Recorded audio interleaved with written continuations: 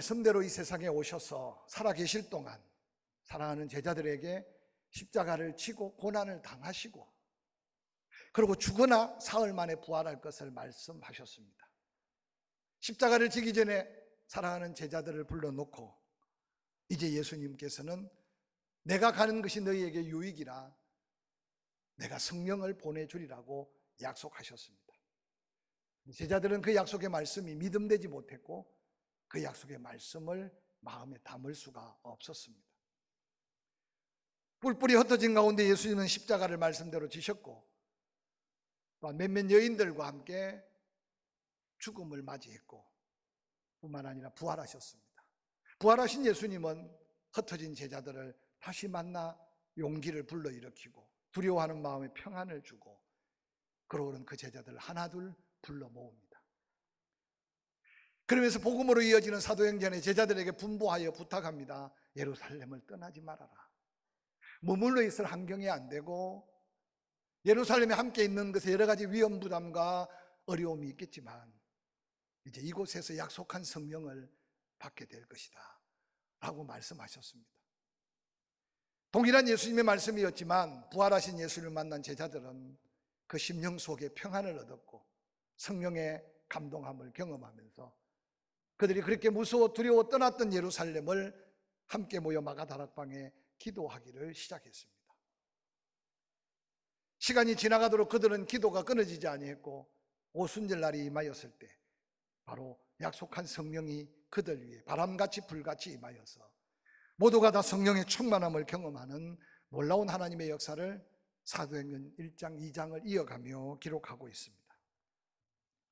놀랍게도 성령이 임재한 이 오순절 날은 당시의 유대인들이 3대 절기로 지키는 유월절 이어 오순절 그리고 초막절을 지켜가는 그런 절기 속에 이 오순절은 특별히 처음 익은 열매로 하나님 앞에 감사하는 놀라운 절기 가운데 하나님이 아름다운 성령의 열매를 그들에게 생명의 신비로움으로 덧입혀 주심으로 약속한 성령이 임재한 그곳이 오늘날 하나님이 세우신 놀라운 교회가 되어 예루살렘 교회, 안디옥, 소아시아 이어서 태평양을 건너 조국 대한민국에 복음이 전해지게 된 놀라운 역사를 사도행전은 기록하고 있습니다.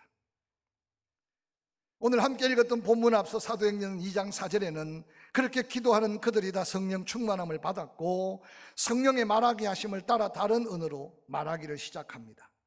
얼마나 강력한 성령의 역사였던지 절기를 맞아 모여든 수많은 사람들, 다양한 문화, 다양한 언어, 다양한 민족들이 모여 있는데도 거기에 모여 성령 받은 그들이 하는 복음은 그들에게 다 통역되어 방언의 역사로 알아듣게 됩니다.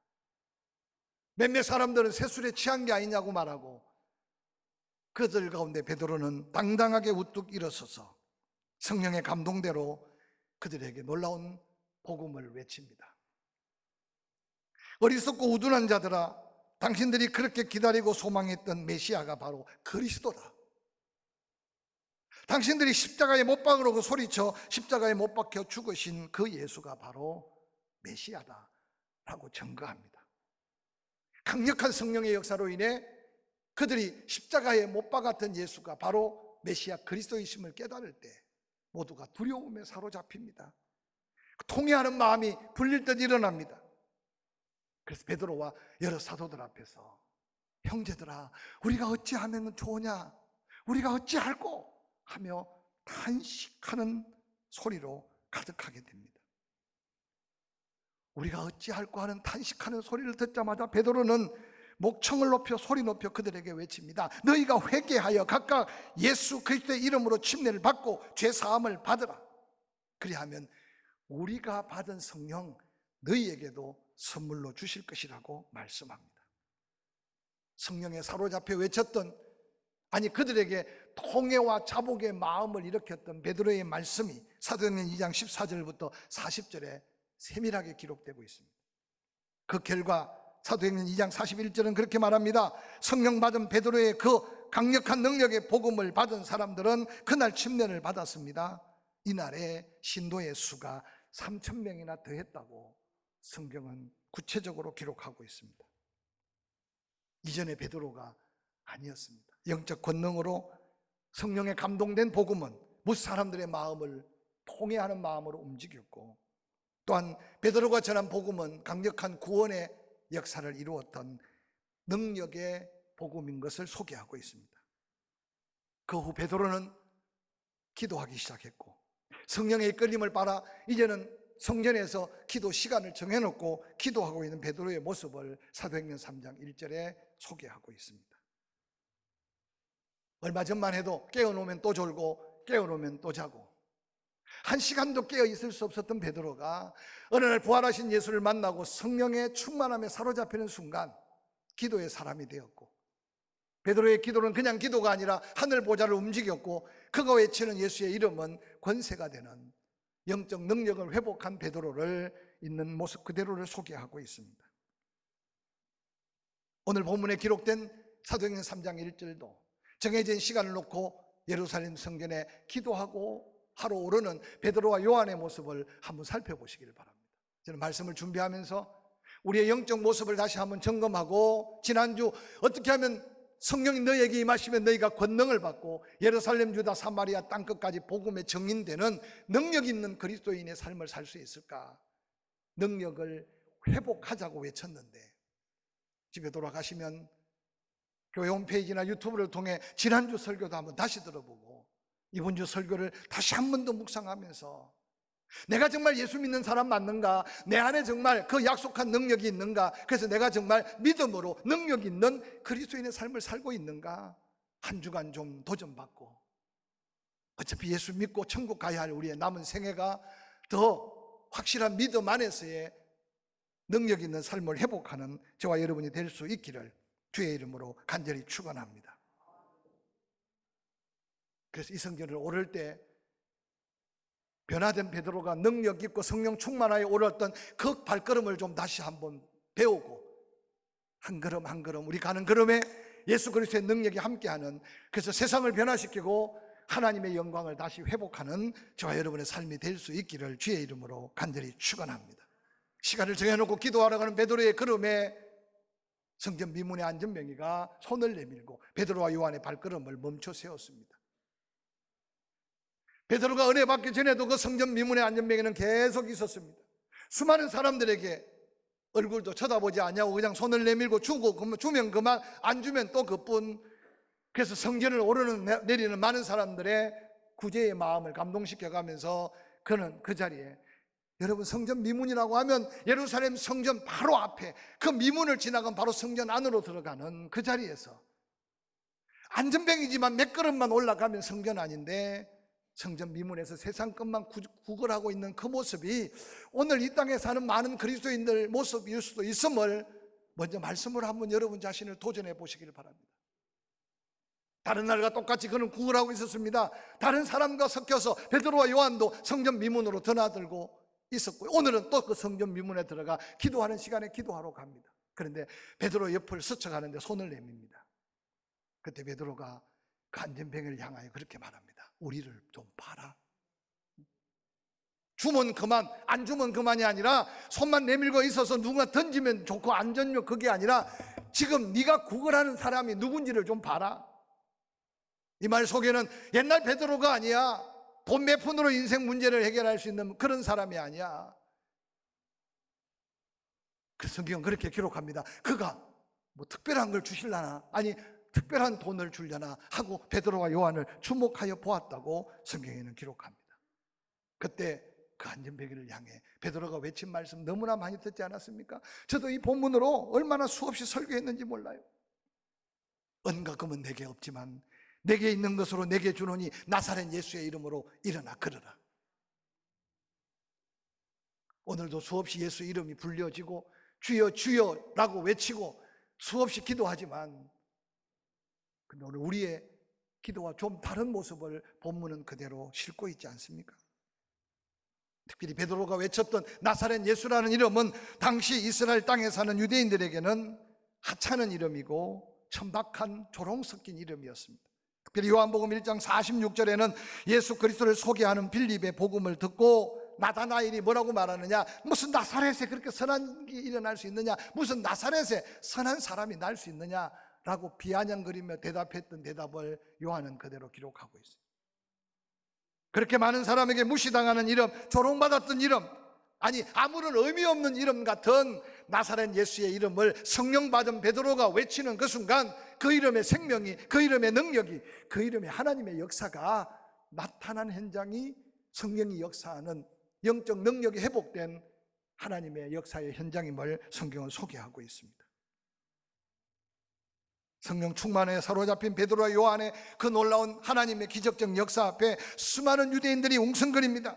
그래서 사도행전 2장 12절 이후에 이렇게 기록합니다. 베드로가 많은 사람에게 왜 내가 고친 것처럼 나를 그렇게 주목하여 보느냐, 나를 우러러 보느냐. 너희들이 십자가에 못 박았던 예수 그리스도를 하나님이 영화롭게 하시고 그 예수의 이름이 오늘 평생 나면서부터 앉아 암걸음도 걷지 못했던 그를 성하게 하였다고 당당하게 예수 그리스도의 그림을 증거하고 있는 본문을 성경을 통해서 볼 수 있습니다. 남이 갖지 않는 능력을 베드로가 가진 게 아니라 베드로가 성령의 이끌림을 받아 영적 능력이 회복되는 순간 그 입에 선포된 예수의 이름은 놀라운 기적이었고 능력이었습니다. 저는 오늘 본문의 말씀을 좀 다른 각도에서 살펴가면서 이런 기적을 이룬 영적 능력 어디에서 올까? 사도행전 1장 3절은 그렇게 말합니다. 제9식 기도 시간에 베드로와 요한이 성전으로 올라갔다. 우리 고난당했던 예수님의 순환사를 읽어보면 베드로는 기도해야 될 때도 기도하지 않았습니다. 아니 마지막 겟세마네 동산에 예수님은 땀방울이 핏방울이 되도록 이 잔을 내게서 옮겨달라고 안타깝게 부르짖을 때 다른 제자와 또 따로 멀찍이 떼어놓고 예수님과 가까운 거리에 베드로, 요한, 야고보를 그곳에 놓고 베드로가 예수님 부탁합니다. 잠시라도 좀 나를 위해서 기도해라. 아니 나를 위해서만 기도하지 말고 네가 시험에 들지 않게 좀 기도해라. 예수님이 한참 기도하다 보면 베드로는 또 자고 있고 또 졸고 있고. 저는 이 말씀을 묵상하면서 오늘 이 땅에 많은 그리스도인들 가운데 변화받지 못한 베드로의 모습으로 성전 문턱을 밟고 주의 전에 예배자로 왔다 가다 하는 사람이 없다고 누가 장담할 수 있겠습니까? 베드로는 부활하신 예수 그리스도의 말씀이 약속이 되었습니다. 그 약속대로 간절히 기도해서 성령을 받았습니다. 성령 충만함에 사로잡힌 베드로는 이제 기도하는 사람이 되었습니다. 그냥 소리내는 기도가 아니었어요. 뭔가 푸념적 독백이 아니었어요. 뭔가 내게 필요를 주시면 좋고 안 주시면 좋고 그뿐이고 이 기도가 아니었어요. 바로 그 기도는 믿음의 기도였고 하나님의 역사를 이루는 기도였습니다.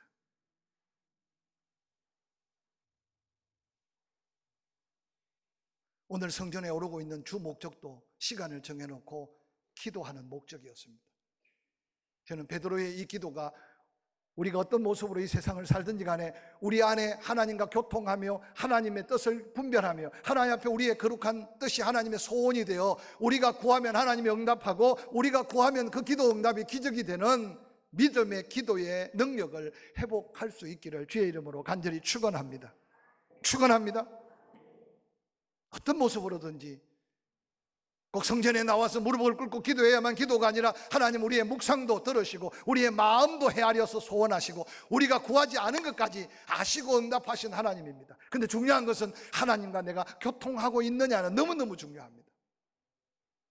이 한 주간 한번 거룩한 도전으로 영적인 능력 회복을 함께 도전하는 저와 여러분이 될 수 있기를 주의 이름으로 간절히 축원합니다. 이어서 오늘 본문 사도행전 3장 3절 6절은 이렇게 이어서 기록합니다. 그가 베드로와 요한이 성전에 들어가려 함을 보고 구걸하거늘 베드로와 요한이 더불어 주목하여 이르되 우리를 보라 하니 그가 그들에게 무엇을 얻을까 하여 바라보거늘 베드로가 이르되 은과 금은 내게 없거니와 내게 있는 것으로 내게 주노니 나사렛 예수의 이름으로 일어나 걸으라고 외칩니다. 여러분 기적을 이룬 영적 능력의 두 번째는요 바로 베드로와 요한이 외치고 있는 이 놀라운 선포에 있습니다. 무엇을 얻을까 하여 바라보고 있습니다. 얼마나 많은 사람들이 지금 세상에 뭔가 기대와 소원을 가지고 있는지 모릅니다. 오늘 이 구걸하는 남에서 안전벨이 된 자 그저 하루 종일 손만 들고 있습니다. 지금도 이 지구촌에 이런 인생을 사는 사람이 수없이 많습니다. 그러나 손은 들고 있지 않지만 거지건성으로 세상 것만 구하는 수많은 인생들이 얼마나 많은지 모릅니다. 그들에게 영혼을 깨우는 말씀이 이 말씀이 아닌가 생각합니다. 예수 믿지 않는 사람만 그럴까요? 오늘 이 안전병이는 성전 미문에 앉아 있었어요. 결론적이지만 그가 고침을 받자마자 누가 강요가 아니라 그가 성전 안으로 뛰어 들어갔어요. 앉았기 때문에 못 들어가나요? 일어났으니까 뛰어 들어갈까요? 앉아서 구걸하는 자리와 뛰어 들어가 하나님을 찬양하며 하나님께 영광을 돌리는 자리는 몇 걸음이 아니라는 사실을 한번 상상해 보시길 바랍니다. 저는 이 말씀을 묵상하다가 오늘 한국 교회가 인간적이고 너무 쉽게 모든 결정을 하고 결론을 내리면서 우리의 영적으로 어느 날 봉사에 손을 놓고 어느 날 섬김에 손을 놓고 어느 날 헌신의 걸음을 멈추고 하나님의 영광과 상관없는 이름뿐인 그리스도인의 모습으로 살아가고 있다면 우리 또한 안전뱅이가 아닐까 한번 생각해 보시기 바랍니다. 세상에 지혜 있고 똑똑하다는 사람, 그들이 구하는 것이 가장 지혜롭고 가장 최선이고 가장 귀한 것이라고 생각합니다. 그러나 여러분 상상해 보세요. 여러분 지금 혹시 마음에 소원을 갖고 있는 그거 이루어지고 난 다음에 그것으로 인생 만족할 수 있을 것 같습니까? 최선의 것 같고 최고의 것 같고 그거 없으면 살 수 없을 것 같지만, 그러나 사실 중요한 것은요, 정말 중요한 것은 해결할 수 없는 문제를 해결할 수 있는 것이 바로 그것이 더 중요합니다. 오늘 많은 사람이 은이면 해결될 것 같고 금이면 해결될 것 같습니까? 유의하시기 바랍니다. 지금 코로나19 바이러스를 금이 없어서 은이 없어서 해결하지 못합니까?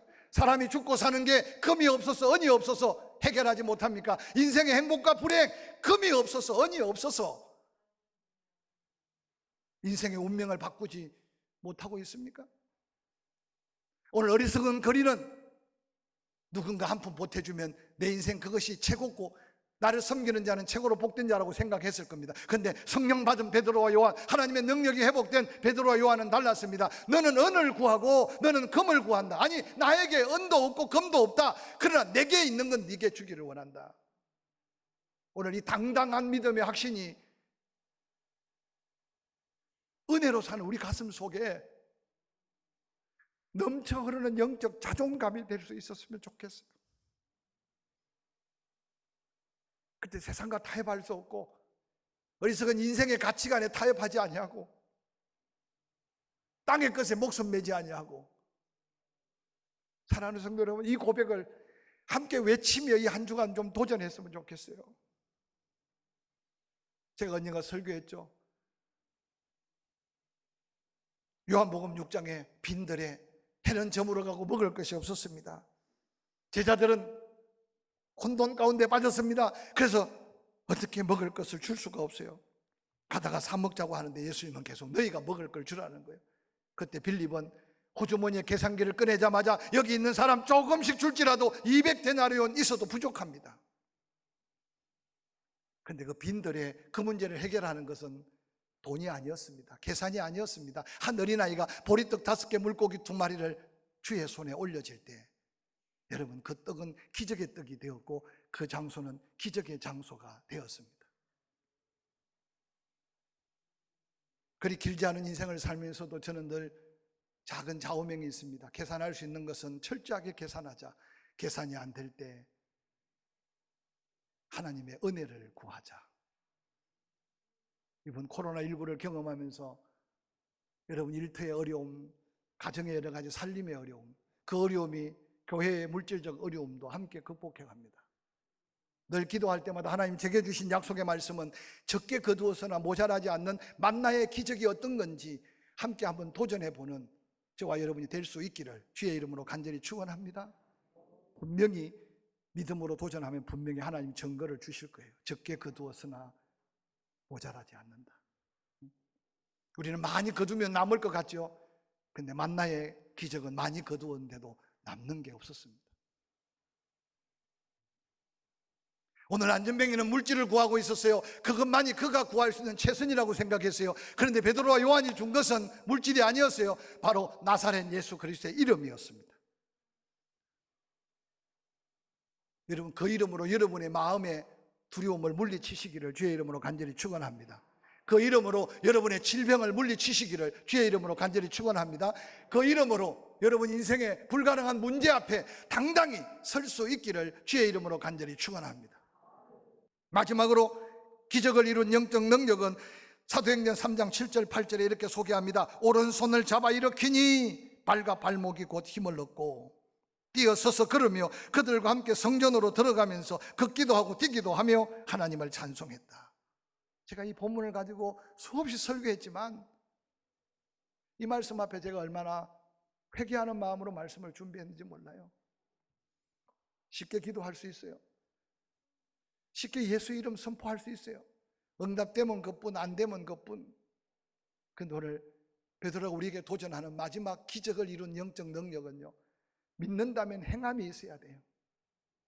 아멘. 믿는다면 믿음의 도전이 있어야 돼요. 할렐루야. 오늘 베드로는 기도했어요. 그리고 성령의 감동대로 예수 이름으로 선포했어요. 그리고 나으면 그분, 안 나아도 그분. 그리고 성전에 들어간 게 아니었어요. 그 자리에서 오른손을 내뻗었어. 한 번도 일어나 본 적 없는 그의 상태를 베드로도 잘 알고 있어요. 그 주변에 구경하는 모든 사람, 그 자리에 앉아있는 안전뱅이를 모르는 사람 거의 없었어요.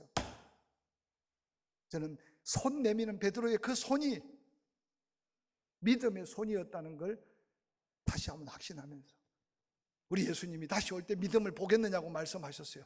여러분, 믿음은 어떤 믿음입니까? 말로 끝나는 믿음입니까? 기도 몇 마디 중얼거리고 끝나는 믿음입니까? 아니면 믿음을 주신 대로 내가 순종하는 믿음, 행하는 믿음, 도전하는 믿음, 그래서 그 믿음에 목숨을 걸고 그 믿음에 하나님의 선한 역사를 기대하는 소망이 덧입혀지고, 그래서 인간과 타협하지 아니하고 세상과 타협하지 아니하고 계속적으로 선포한 대로 손을 내밀고 이렇게 세울 때, 놀랍게도 베드로가 손을 내밀어 붙들어 이렇게 세울 때 발과 발목에 힘이 더해졌다는 거예요. 여러분, 이 기적의 능력을 함께 도전합시다. 불가능 앞에 기도의 손을 내밀고, 내 힘으로 할 수 없을 때 하나님의 도움의 손길을 내밀고, 할렐루야. 반드시 기도한 자의 그 손에 하나님의 증거 있는 역사를 더해 주실 줄 확실히 믿습니다.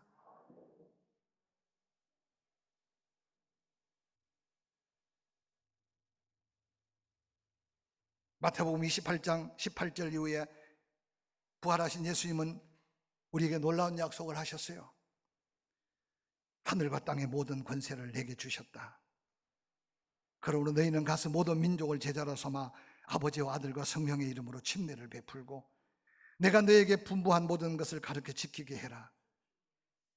내가 세상 끝날까지 너희와 항상 함께 있을 것이다. 세상 끝날까지 하늘과 땅의 모든 권세를 가지신 강력한 그 주님이, 내가 믿음으로 손 내밀면 주님이 그 손으로 붙들어 주시고, 내가 믿음으로 손을 얹으면 주님 피 묻은 손으로 함께 얹어 주시고, 할렐루야. 사랑하는 성도 여러분, 다시 한번 내게 준 말씀, 그 말씀의 확신 가운데 오늘 청가대가 찬양했는데 심어야 거둘 수 있다고 말씀하셨고, 믿음으로 선포할 때 응답하시지만 내 믿음으로 도전할 때 믿음에 도전하는 그 자리가 기적의 능력의 자리가 될 수 있음을 다시 한번 확신하면서 이 한 주간 거룩한 믿음의 기적을 기대하며 나아가는 저와 여러분의 발걸음이 될 수 있기를 주의 이름으로 간절히 축원합니다. 축원합니다. 생명의 말